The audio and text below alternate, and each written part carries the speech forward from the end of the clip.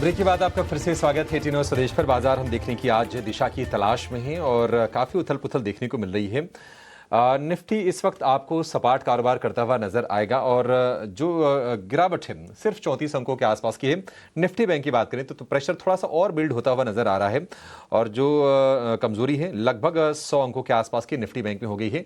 59,500 के नीचे Nifty bank आपको स्लिप होता हुआ दिखाई देगा। एडवांस डिक्लाइन रेशियो वीक, गिरने वाले शेयरों की तादाद बढ़ रही है और करीब 1500 शेयर कमजोर हैं और लगभग 1100 साढ़े 1100 शेयरों में हम देखने की तेजी के साथ कारोबार होता हुआ आपको नजर आएगा।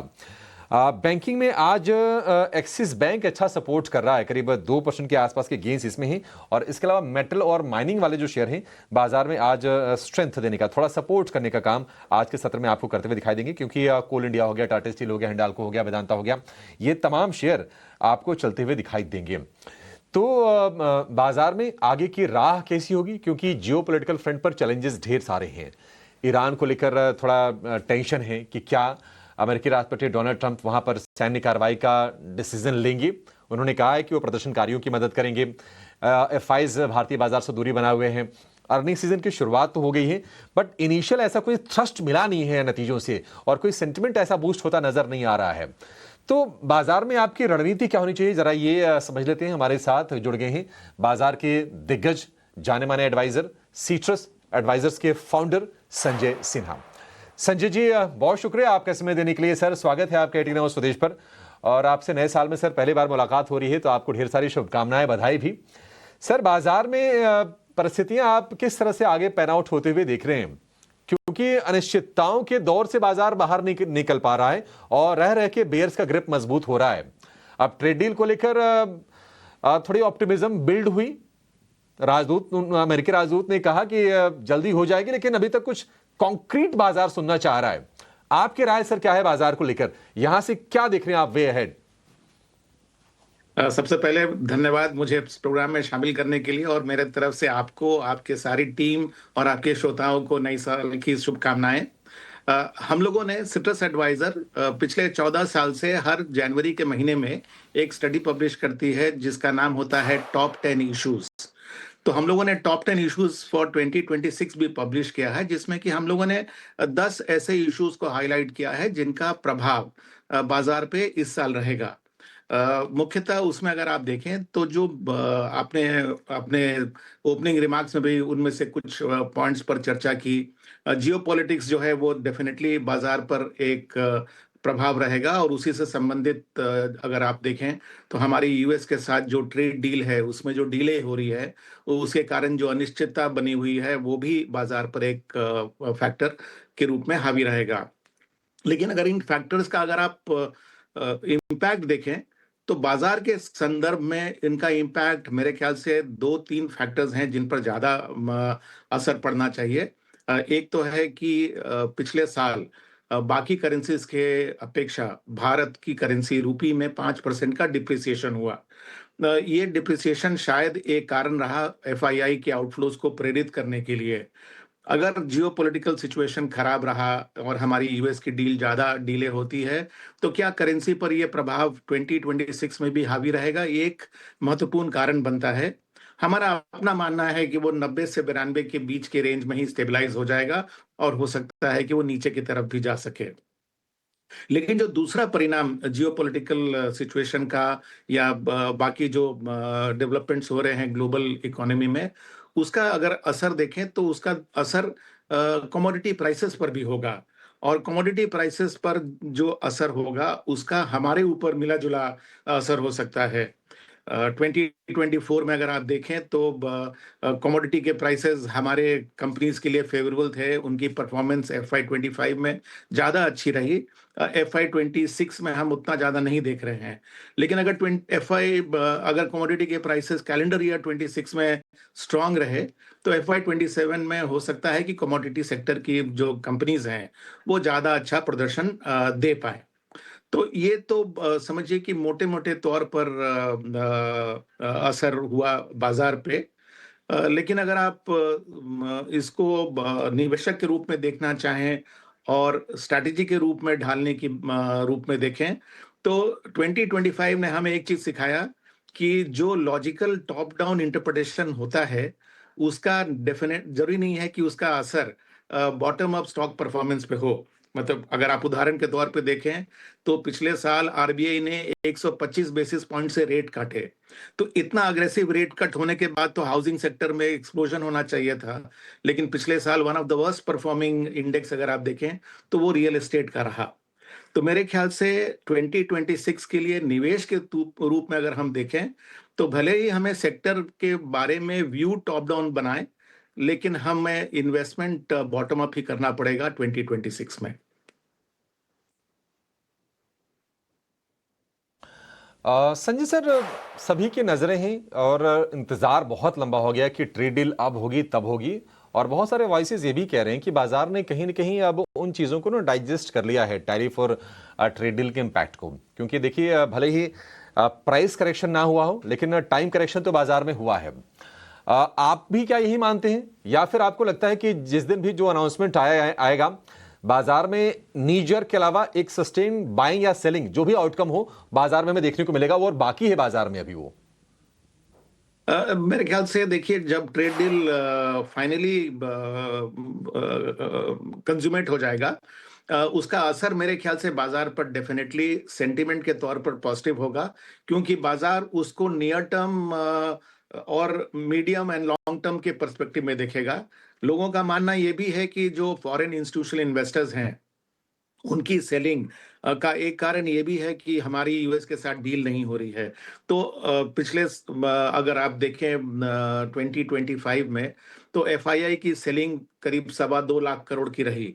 लोग ऐसा मानेंगे कि ट्रेड डील फाइनलाइज होने के बाद ये सेलिंग की क्वांटिटी या तो कम हो जाएगी, या हो सकती है कि पॉजिटिव भी हो जाए। तो मेरे ख्याल से मीडियम टर्म पे लिक्विडिटी का जो स्पेक्यूलेशन होगा, वो भी बाजार में एक उछाल का कारण बना रहेगा, for more than just a knee jerk reaction. लेकिन आपने जो कहा ना कि क्या बाजार ने इस बात को अपने लेवल पे एब्जॉर्ब कर लिया है, तो देखिए, यूएस की ट्रेड डील हमारे ख्याल से अब हमारे लिए सेंटिमेंट के लिए ज्यादा इंपॉर्टेंट हो गया है, रादर देन फंडामेंटल। क्योंकि जिस तरह से इकोनॉमिक डेटा पब्लिश हुई, अप्रैल से लेकर नवंबर तक का जो ट्रेड डेटा पब्लिश हुआ, उसमें ये देखा गया कि हमारी यूएस को एक्सपोर्ट एक्चुअली 11% से बढ़ी है। तो मैं इससे बहुत सरप्राइज नहीं हूं, क्योंकि कुछ सेक्टर्स पर अगर इम्पैक्ट को छोड़ दे, जैसे टेक्सटाइल पर हुआ, या इस तरह के जो जेम ज्वेलरी और इस तरह की ऑटो एंसिलरी की जो एक्सपोर्ट्स यूएस में होती है, उस पर डेफिनेटली टैरिफ का असर पड़ा है। लेकिन अब तक सर्विसेज सेक्टर पर टैरिफ का असर नहीं हुआ है। प्लस हम मोबाइल फोन भारत में प्रोड्यूस करते हैं, यूएस को एक्सपोर्ट करते हैं, उस पर भी टैरिफ का असर नहीं हुआ है। तो ओवरऑल अगर आप देखें, तो जितना बड़ा आघात ट्रेड डील के डिले से इकोनॉमिक तौर पे होना चाहिए था, उतना पूरे इकोनॉमी के लिए नहीं हुआ है, लेकिन कुछ कुछ सेक्टर्स पर डेफिनेटली हुआ है। संजय सर, मेटल्स के बारे में आपसे व्यू लेना चाहेंगे। देखिए, वैसे तो कहा जाता है कि नहीं, मेटल्स टेक्निकल्स हैं, लेकिन पिछले जी। साल भर में क्या अद्भुत रैली हमने देखी है।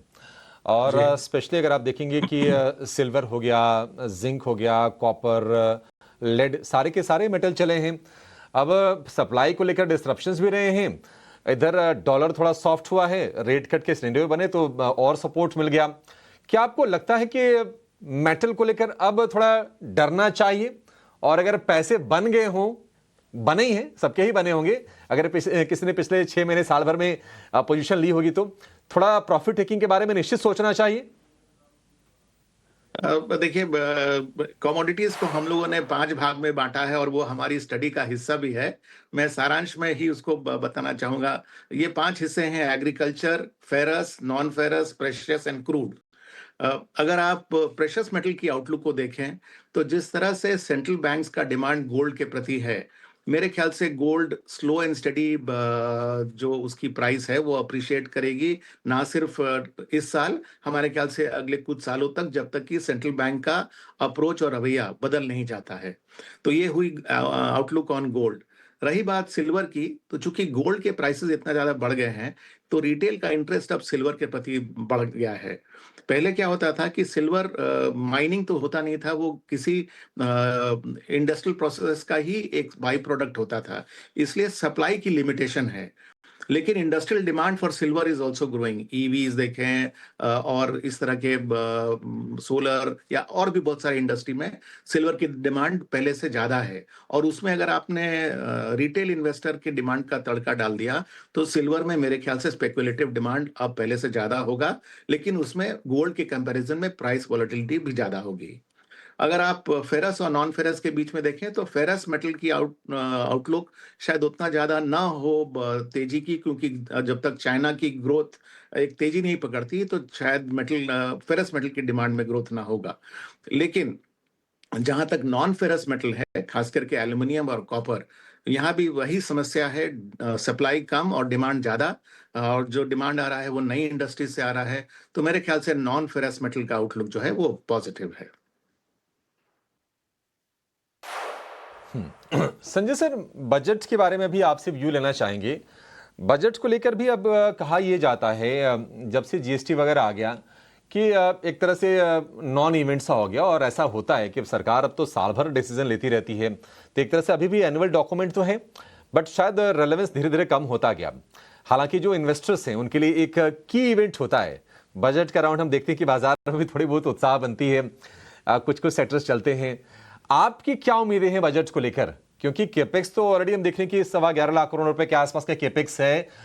हो सकता है कि 25,000 50,000 करोड़ रुपए इधर उधर उसमें वो लेवल लगभग वही रहेंगे।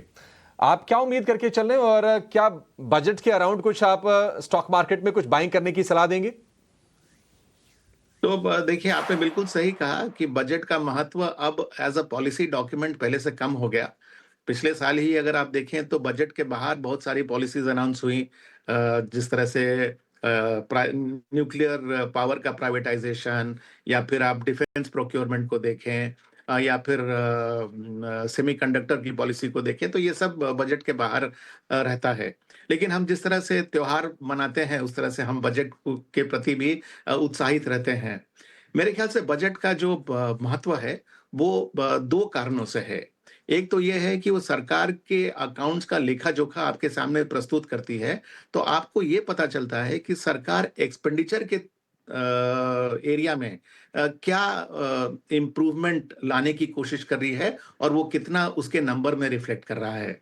और उसके साथ प्रोस्पेक्टिव अगले साल वो इसमें क्या क्या पहल लेगी, उसका एक बहुत बड़ा इम्प्लीकेशन गवर्नमेंट की बोरोइंग प्रोग्राम पर होती है, और उसका असर जो है वो बॉन्ड मार्केट पर भी देखा जाता है। सिमिलरली बजट का महत्व रेवेन्यू के तरफ भी उसका महत्व है, क्योंकि किस तरह से सरकार अपनी रेवेन्यू को ग्रो करना चाहती है, क्या वो टैक्स के द्वारा करना चाहती है या फिर वो डिसइन्वेस्टमेंट के रूप से करना चाहती है, तो इसका महत्व मेरे ख्याल से इसलिए है। तो इन सब चीजों को अगर मैं सामने रखूं और अपनी बजट 2026 को देखूं, तो मुझे लगता है कि देखिए, ये इस सरकार की मोर और लेस मिड टर्म बजट है। और इस बजट में वो कुछ मेजर अगर प्रोजेक्ट्स की अनाउंसमेंट करेंगे तो वो प्रोजेक्ट अगले इलेक्शन के पहले ही एग्जीक्यूट होने की उसकी संभावना है। और चूंकि इस बजट से लोगों को उम्मीद बहुत कम है, तो कुछ पाथ ब्रेकिंग अनाउंसमेंट हो सकता है, वो टैक्स के जरिए ना एरिया में हो, या फिर किसी डिसइन्वेस्टमेंट प्राइवेटाइजेशन के एरिया पे हो। तो ये एक किकर हो सकता है एक्सपेक्टेशन पे। तो इन सब को सामने रखते हुए मेरे ख्याल से जिस तरह की गिरावट हम लोग अभी हाल के दिनों में ईपीसी कैपिटल गुड्स के स्टॉक्स में देख रहे हैं, मेरे ख्याल से एक अवसर पैदा कर रहा है ये गिरावट हम लोगों को एक छोटी सी पोजीशन इसमें बनाने के लिए, बजट के उसको ध्यान में रखते हुए। साथ ही साथ मुझे लगता है कि सरकार अपने फिस्कल डिसिप्लिन को कायम रखेगी, और इसके कारण जो बॉन्ड मार्केट है उस पर भी अब एक स्टेबिलिटी आने की संभावना है, क्योंकि पिछले साल जब जीएसटी रैशनलाइज हुआ था उसके बाद ऐसी उम्मीद की जा रही थी कि सरकार अपनी इंफ्रास्ट्रक्चर स्पेंडिंग को कम कर देगी और फिस्कल डेफिसिट कंट्रोल में नहीं रहेगा। तो सरकार अपनी फिस्कल डिसिप्लिन को बनाए हुए अगर इंफ्रास्ट्रक्चर की स्पेंडिंग बढ़ाती है तो वो भी एक पॉजिटिव सिग्नल होगा, और बॉन्ड मार्केट में अगर सॉफ्टनेस हुआ तो मेरे ख्याल से रेट सेंसिटिव स्टॉक्स जो हैं वो अच्छा करेंगे। ठीक है संजय जी, बहुत शुक्रिया सर। आपने काफ़ी विस्तार से और काफ़ी बारीकी से चीज़ों को आपने सही परिप्रेक्ष्य में रखा है। बहुत शुक्रिया, आज आपने समय दिया और हमसे आपने बातचीत की। धन्यवाद। चलिए, शो को यहाँ पर फिलहाल एक विराम देने का समय हो गया है और निफ्टी की जो गिरावट है लगभग 55 अंकों के आसपास की है।